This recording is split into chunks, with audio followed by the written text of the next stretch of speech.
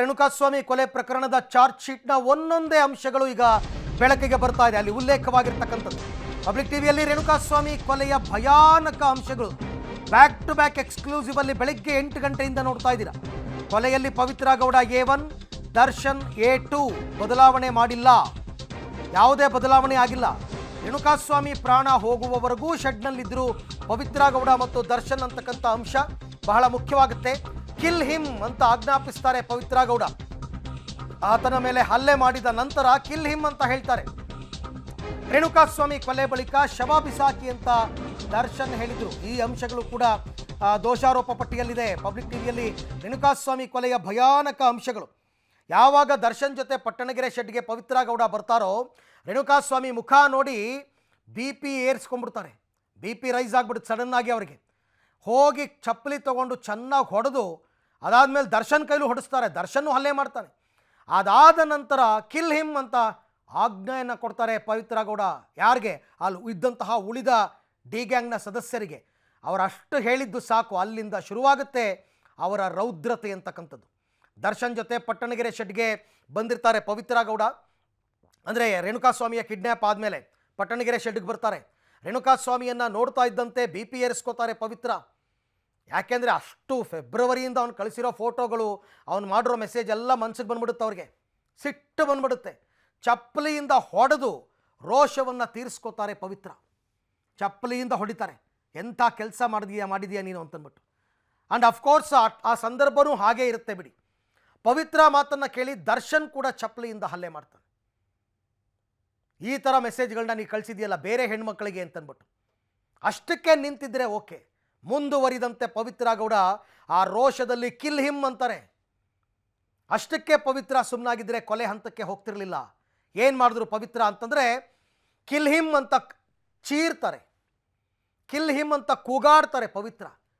ಈ ಹುಡುಗರಿಗೆ ಅಷ್ಟೇ ಸಾಕು. ಎಲ್ಲ ನಶೆಯಲ್ಲಿದ್ದರು ಅಂತ ಅನಿಸುತ್ತೆ. ಮೈ ಮೇಲೆ ಪ್ರಜ್ಞೆನೇ ಇಲ್ಲದ ಹಾಗೆ ಬಿಹೇವ್ ಮಾಡಿದ್ದಾರೆ. ಯಾವಾಗ ಪವಿತ್ರ ಕಿಲ್ ಹಿಮ್ ಅಂತ ಹೇಳಿದ್ರು ರೂಪಕ್ಕೆ ಅಂದರೆ ಯಥಾಸ್ಥಿತಿ ರೂಪಕ್ಕೆ ತರೋದಕ್ಕೆ ಹೋಗ್ತಾರೆ. ಅದನ್ನು ಆ ನಂತರ ನಡೆದಿದ್ದೇ ಕ್ರೂರತೆಯ ಅಟ್ಟಹಾಸ.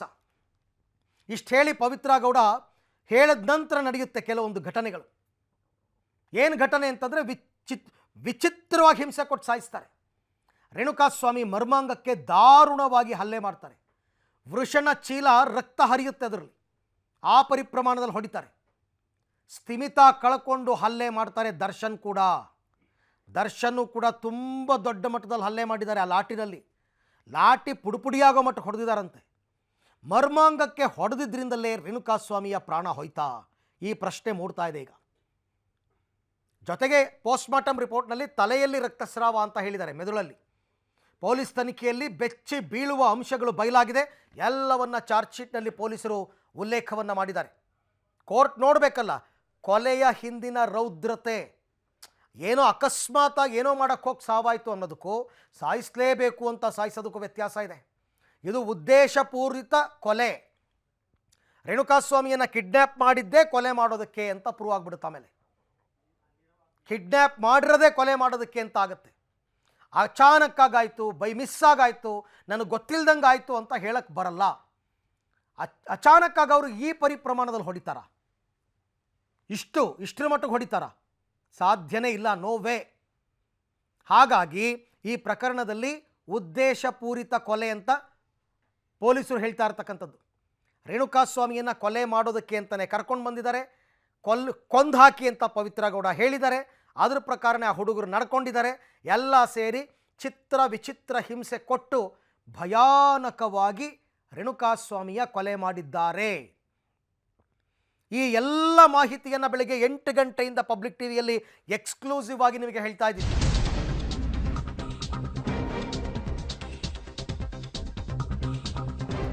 ದರ್ಶನ್ ಅಂಡ್ ಗ್ಯಾಂಗ್ ವಿರುದ್ಧ ಚಾರ್ಜ್ ಶೀಟ್ ಸಲ್ಲಿಕೆ. ಪಬ್ಲಿಕ್ ಟಿವಿಯಲ್ಲಿ ಸರಿಸಾಟಿ ಇಲ್ಲದ ಮೆಗಾ ಕವರೇಜ್. ಈ ವಿಚಾರದಲ್ಲಿ ಡೇ 1 ಕೂಡ ಎಕ್ಸ್ಕ್ಲೂಸಿವ್ಗಳನ್ನ ಕೊಟ್ಟಿರೋದು ಪಬ್ಲಿಕ್ ಟಿವಿ. ಎಲ್ಲರಿಗಿಂತ ಮೊದಲು ಒಂದು ಹೆಜ್ಜೆ ಮುಂದಿಟ್ಟು ಕವರೇಜ್ ಮಾಡಿದೆ. Non stop coverage. ಇವತ್ತು ಬೆಳಗ್ಗೆಯಿಂದ ದಿ ಎಕ್ಸ್ಪ್ಲೋಸಿವ್ ಅಂತಕ್ಕಂಥ ವರದಿಯನ್ನು ಕೊಟ್ಟಿದ್ವಿ ನಾವು.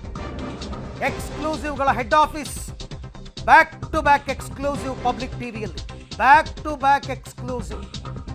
ದರ್ಶನ್ ಅಂಡ್ ಗ್ಯಾಂಗ್ ವಿರುದ್ಧ ಚಾರ್ಜ್ ಶೀಟ್ ಸಲ್ಲಿಕೆ ವಿಚಾರದಲ್ಲಿ ಇವತ್ತಂತೂ ಬೆಳಿಗ್ಗೆ 8 ಗಂಟೆಯಿಂದ ನಾವೆಲ್ಲ ಏನೆಲ್ಲ ಮಾಹಿತಿ ಕೊಟ್ವಿ, ಡಿ ಎಕ್ಸ್ಪ್ಲೋಸಿವ್ ಶೀರ್ಷಿಕೆ ಅಡಿಯಲ್ಲಿ ಸಮಗ್ರ ಮಾಹಿತಿಯನ್ನು ಸರಿಸಾಟಿ ಇಲ್ಲದ ಕವರೇಜ್ ಮಾಡಿರ್ತಕ್ಕಂಥದ್ದು ಪಬ್ಲಿಕ್ ಟಿವಿ.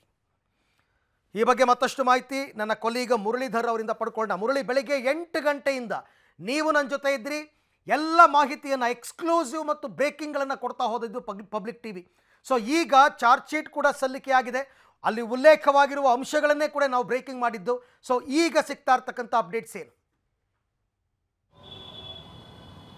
ಖಂಡಿತವಾಗಿಯೂ ಅರವಿಂದ್, ಯಾಕೆಂದರೆ ಈ ಪ್ರಕರಣದ ತನಿಖೆ ಏನಿತ್ತು, ತನಿಖೆಯನ್ನು ಕೂಡ ಪೊಲೀಸರು ತುಂಬ ಚೆನ್ನಾಗಿಯನ್ನ ಮಾಡಿದರು. ಜೊತೆಗೆ ಯಾವ್ಯಾವ ಸಾಕ್ಷಿಗಳಿತ್ತು ಆ ಸಾಕ್ಷಿಗಳನ್ನ ಕೂಡ ಕ್ರೋಢೀಕರಿಸಿಕೊಂಡು ತನಿಖೆಯಲ್ಲಿ ದೋಷಾರೋಪ ಪಟ್ಟಿಯಲ್ಲೇ ಅದನ್ನು ಸಲ್ಲಿಕೆ ಮಾಡಬೇಕು ಅಂತೇಳಿ ಎಲ್ಲ ರೀತಿಯ ತಯಾರಿಯನ್ನು ಕೂಡ ಮಾಡ್ಕೊಂಡಿದ್ರು.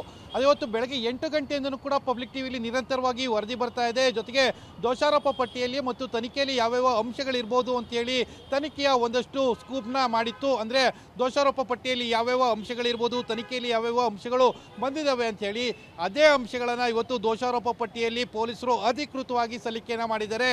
ಜೊತೆಗೆ ಎಲ್ಲೆಲ್ಲಿ ಯಾವ್ಯಾವ ರೀತಿಯಲ್ಲಿ ಆತನಿಗೆ ಹಲ್ಲೆಯನ್ನು ಮಾಡಲಾಯಿತು, ಹತ್ಯೆಯನ್ನು ಮಾಡಲಾಯಿತು ಮತ್ತು ಯಾವ ಲಾರಿಯ ಮುಂದೆ ಆ ಶವ ಬಿದ್ದಿತ್ತು, ಅಂದರೆ ಆ ಲಾರಿಯ ಏನು ನಂಬರ್ ಏನಿತ್ತು, ನಂಬರ್ ಪ್ಲೇಟ್ ಏನಿತ್ತು, ಆ ನಂಬರ್ ಪ್ಲೇಟನ್ನು ಕೂಡ ಪಬ್ಲಿಕ್ ಟಿವಿಯಲ್ಲಿ ಬಿತ್ತರವನ್ನು ಮಾಡ್ತಾ ಇದ್ದೀವಿ. ಅಷ್ಟು ಪರ್ಫೆಕ್ಟ್ ರಿಪೋರ್ಟನ್ನು ಈಗಾಗಲೇ ಪಬ್ಲಿಕ್ ಟಿವಿಯಲ್ಲಿ ಮಾಡ್ತಾ ಇರುವಂಥದ್ದು. ಅಷ್ಟು ದೊಡ್ಡ ಮಟ್ಟದ ತನಿಖೆಯನ್ನು ಕೂಡ ಪೊಲೀಸರು ಮಾಡಿದರು. ಪ್ರತಿಯೊಂದು ಮಾಹಿತಿಗಳು ಕೂಡ ಈಗ ಪಬ್ಲಿಕ್ ಟಿವಿಯಲ್ಲಿ ಅನಾವರಣ ಆಗ್ತಾ ಇದೆ ಮತ್ತು ದೋಷಾರೋಪ ಪಟ್ಟಿಯಲ್ಲಿ ಯಾರ್ಯಾರು ಈ ಪ್ರಕರಣದಲ್ಲಿ ಇನ್ವಾಲ್ವ್ಮೆಂಟ್ ಆಗಿದ್ದಾರೆ ಮತ್ತು ಯಾರು ಕೊಲೆ ಪ್ರಕರಣದಲ್ಲಿದ್ದಾರೆ, ಯಾರು ಸಾಕ್ಷಿನಾಶ ಪ್ರಕರಣದಲ್ಲಿದ್ದಾರೆ ಮತ್ತು ಯಾರು ಅಪಹರಣ ಪ್ರಕರಣದಲ್ಲಿದ್ದಾರೆ ಅನ್ನೋದ್ರ ಬಗ್ಗೆ ಕೂಡ ಮಾಹಿತಿಯನ್ನು ಕೊಡ್ತಾ ಇರುವಂಥದ್ದು. ಅಂದರೆ ಈ ಪ್ರಕರಣದಲ್ಲಿ 17 ಜನ ಆರೋಪಿಗಳಿದ್ದಾರೆ. 17 ಜನ ಆರೋಪಿಗಳ ಪೈಕಿ 14 ಜನ ಆರೋಪಿಗಳನ್ನ ನಿಮ್ಮ ಜೊತೆ ಮತ್ತೆ ಮಾತನಾಡ್ತೀನಿ.